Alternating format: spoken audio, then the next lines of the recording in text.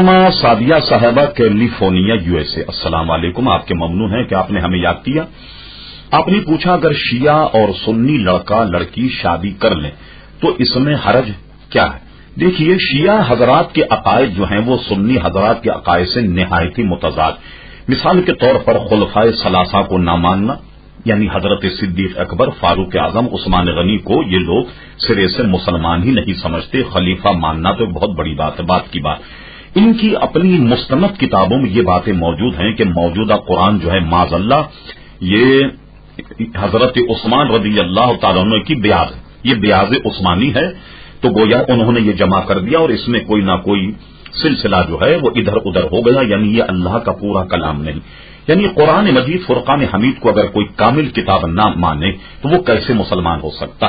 اس لیے کسی سنی لڑکے کی شادی شیعہ لڑکی سے نہیں ہو سکتی، اسی طرح سنی لڑکی کی شادی کسی شیعہ لڑکے سے نہیں ہو سکتی.